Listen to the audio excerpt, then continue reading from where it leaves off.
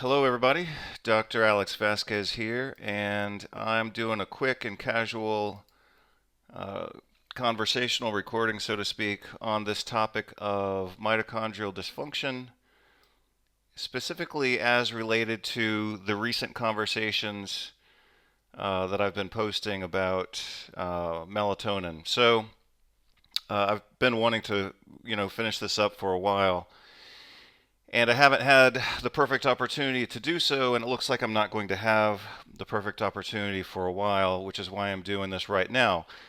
I'm not necessarily saying this video is going to be the final version of this conversation, but it's what I'm going to do right now in order to bring some closure to my offering to do this, which has now been public for a couple of weeks or something like that. So we've just been really busy with family issues, and now, of course, with uh, what appears to be the Russian invasion of Ukraine, which is going to affect most of Europe. That's causing us to have to do some things in response.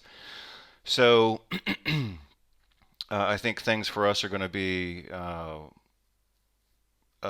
kind of busy, let's say. I mean, obviously that's an understatement, but quite busy for the next month. And so I want to go ahead and do this video real quick because, like I said in the Substack posts, I had been interested in melatonin recently, starting last year. I mean, I've always been interested. I've been using melatonin personally and professionally for about 25 years.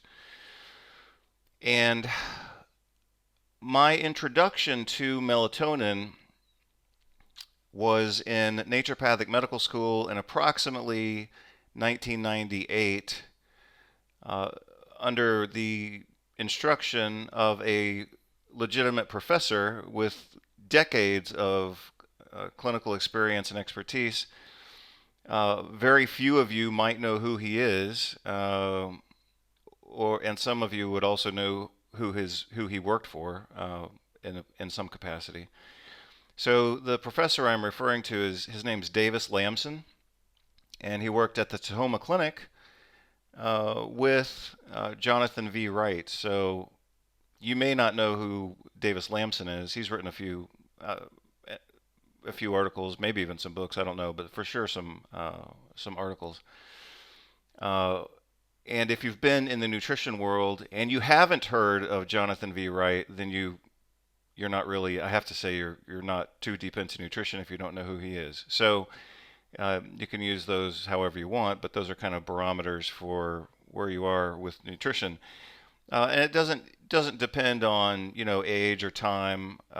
Jonathan Wright's work, just like with his colleague Alan Gaby, I mean you have to know their work if you know nutrition.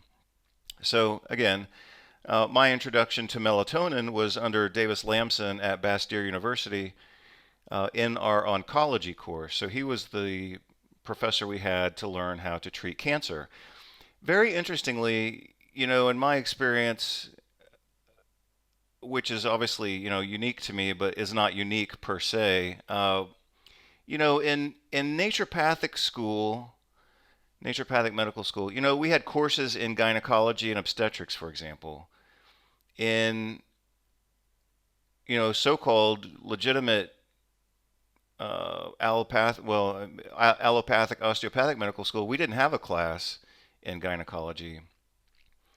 Uh, in naturopathic school, we had a class in obstetrics, but in medical school, we actually delivered babies, even though I would say very clearly that we didn't have any idea what we were doing. Who taught me how to deliver babies or catch babies?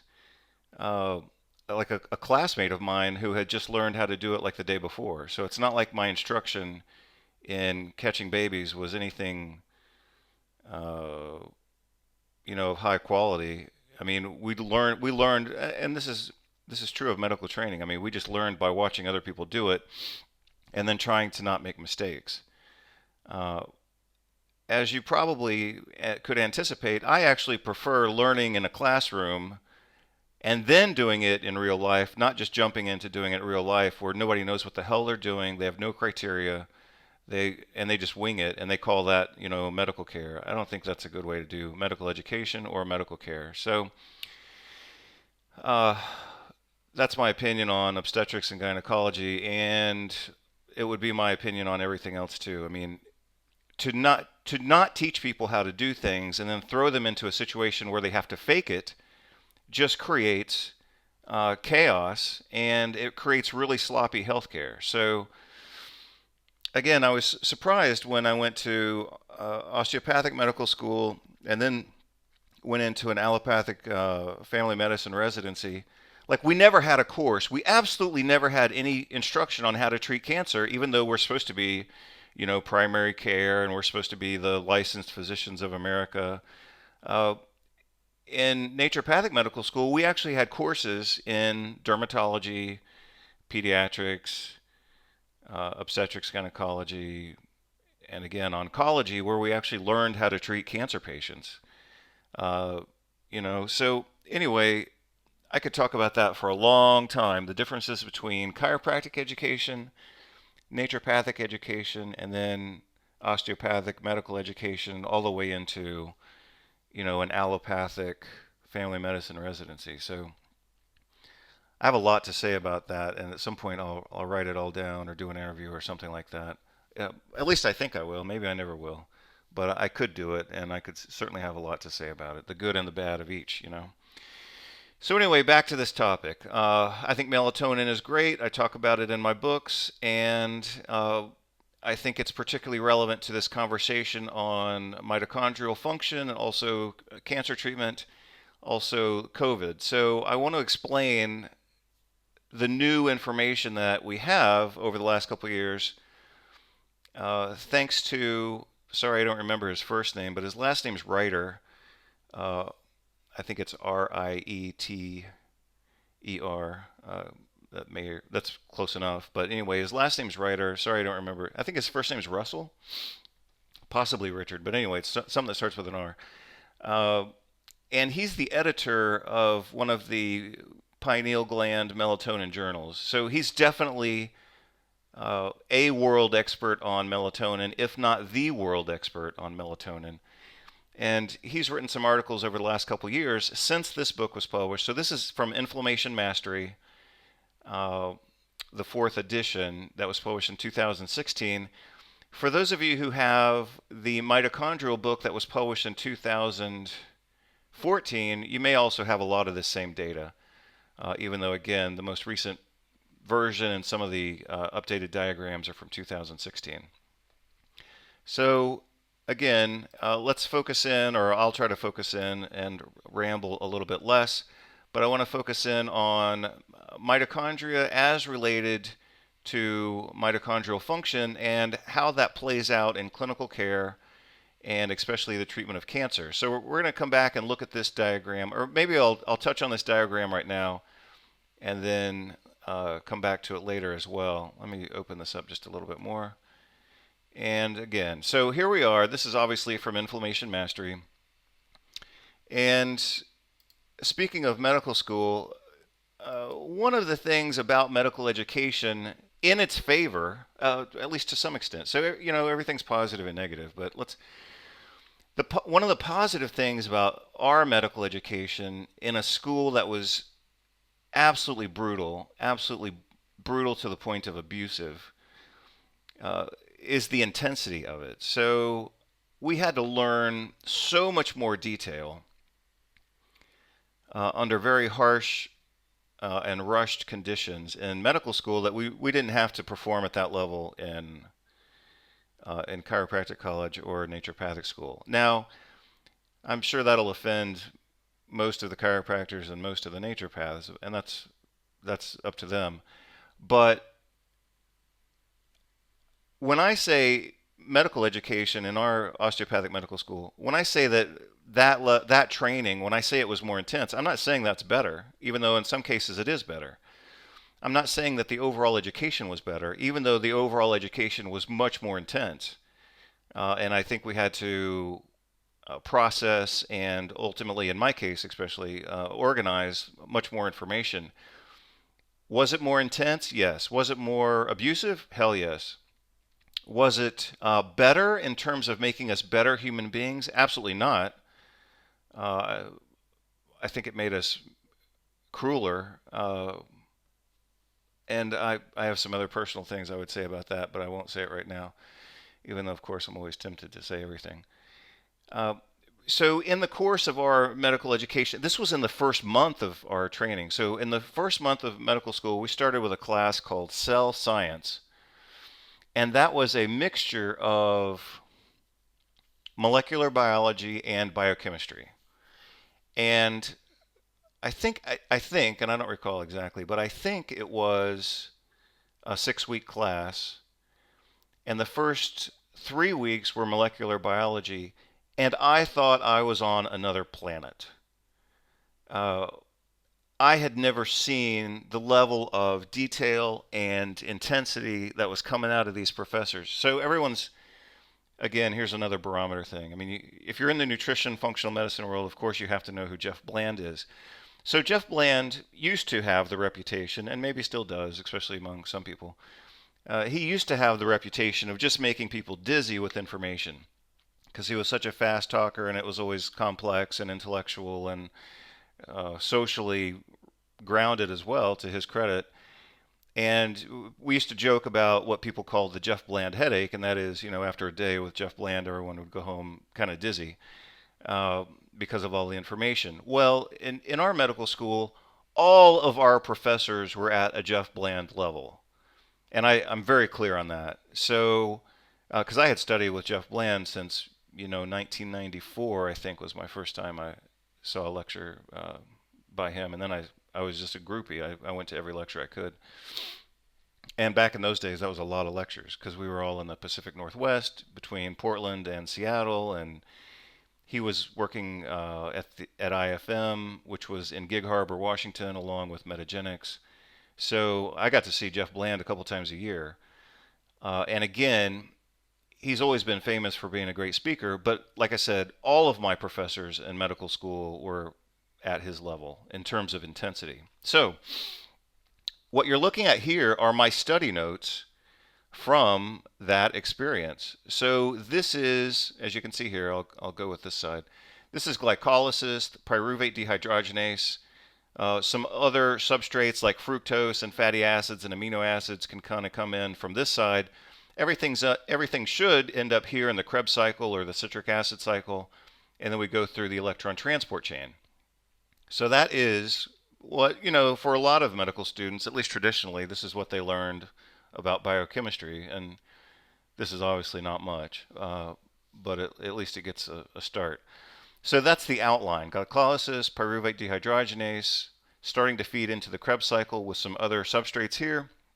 And then we have, the big ATP coup de grace right here, which is the electron transport chain. So that's the overview, but these are the actual details of every enzyme and every substrate involved in that pathway. And as I started to say, these were my study notes. That was when I first made this diagram, was in medical school. And what I did is I drew everything out, as you can see here, and then I went back and I made a separate version where I took all the letters out, I took all the words out, and so all I had was the arrows. And then my way of studying this was to go back and fill in all the blanks, so to speak, for every arrow. So I had this entire document, this entire diagram memorized. Every single enzyme, every single reaction, every single ATP, every single substrate, all through the Krebs cycle. I mean, I know some medical students, all they did is memorize the Krebs cycle. I mean, for me, that's nothing. I could do that in an afternoon. But in our school, we had to memorize everything all the way. And that's how I kind of gained some mastery over, mitochondrial function, so to speak. And obviously from there, I went on to write, some articles and books on it. So, having said all of that, let's talk about the relevance of that to mitochondrial function. And I'm trying to change pages, but it's not letting me change pages. So again, as you can see from this diagram, mitochondria play a big role in just about everything related to ATP production, of course, but also the nuanced production of free radicals from the electron transport chain, which then determines gene expression. And so when you talk about, or when I talk about mitochondrial function, it's not just ATP. You have to think of ATP production, the efficiency of that. You have to think of free radical production. And when you think of free radicals bouncing out of this electron transport chain, especially at complex 1, you have to think of the consequences of those free radicals. And the main consequences of free radicals are intracellular or cellular damage, what Jeff Bland would call rapid biological aging. And the other thing you have to think about is signaling. So free radicals do damage, but they're also signals. And you have to appreciate that. So here's a somewhat closer view of the electron transport chain after we get through here. Sorry, I want to look at something real quick.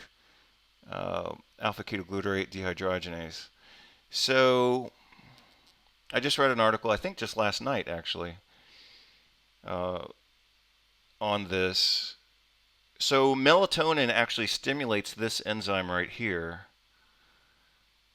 alpha ketoglutarate dehydrogenase. So that's one of the ways that it stimulates mitochondrial function, is by stimulating this aspect of the citric acid cycle or the Krebs cycle.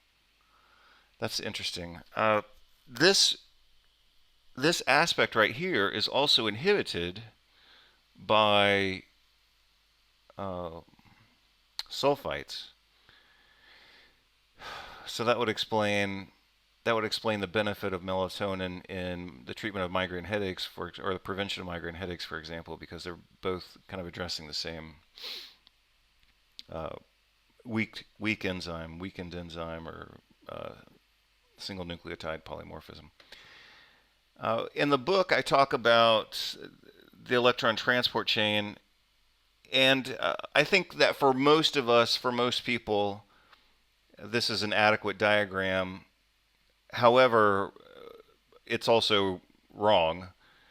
We know now that this is not how the electron transport chain is actually structured. And actually, the electron transport chain does not have a single structure. The electron transport chain gets restructured based on metabolic needs and dietary inputs. So that's called supercomplex formation, and I talk about that somewhere in the book.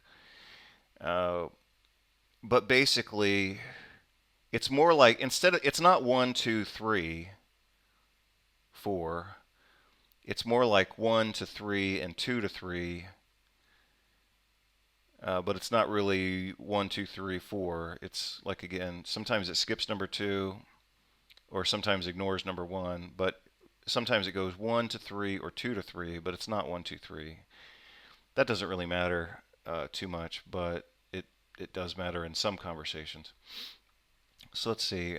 Obviously, I've talked about this quite a bit. You can see my videos and such.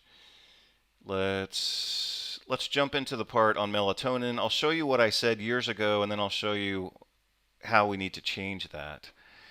So let me see if I can make this bigger. Of course I can. So let's just focus in on this part right here. I'm going to highlight it in yellow just to make it easier for me to focus in on. And then I'll take that off later. So melatonin support, including sleep, 5-HTP, dietary tryptophan, in the form of whey protein isolate, because whey protein has a lot of tryptophan. That gets converted into serotonin, then melatonin, etc. Mitochondrial mechanisms. Melatonin stimulates complexes 1 and 4 of the electron transport chain. Melatonin is also a powerful antioxidant, actually one of the most powerful antioxidants, far more powerful than glutathione, but that doesn't mean that melatonin can replace glutathione. Glutathione does things that only glutathione can do, and melatonin can help compensate in some ways, but not in all ways. Melatonin also has an immune-stimulating action that shows clinical effectiveness against infections such as sepsis and also now COVID, and also a little bit of caution in patients with maybe allergy and perhaps autoimmunity, but especially rheumatoid arthritis. One study has shown a little bit more inflammation in patients with rheumatoid arthritis after taking melatonin. I'm sure it was a short-term study, and so, a question that I would ask, or that should be asked, is maybe that was a short-term pro-inflammatory effect, but in the long term, it may have actually been beneficial. For example, and this is just one example, but it's a reasonable example. Let's assume for a minute that we gave melatonin to rheumatoid arthritis patients who we know have occult infections. And let's assume then that by giving them melatonin and stimulating their immune system, we were actually helping clear those infections. And that actually caused some temporary inflammation. So they might have gotten a little bit worse in the short term, but maybe they would have gotten better overall. And I suspect that that would be the case. But anyway, we have to be a little cautious there. I wouldn't start with 20 or 40 milligrams in those patients. I would start with 2 and then 5 and then 10 and then move up from there if you're going to go that high. Clinical benefits, physiologic dose. So I talk about melatonin at several points in the book, so this is just only one perspective within the context of mitochondria. Physiologic dose is 200 micrograms at night. That's correct. Micrograms. Clinical doses range from 200 micrograms for sleep up to 40 milligrams. I think that's reasonable. You can go higher than that. Some people go into the hundreds these days, especially for cancer treatment. However, if you look at Reiter's, one of his reviews, as I recall, he was the author on it, above 10 or 20 milligrams, you don't see a dose-response relationship. So 10 or 20 milligrams for most people appears to be sufficient based on mostly the cancer data.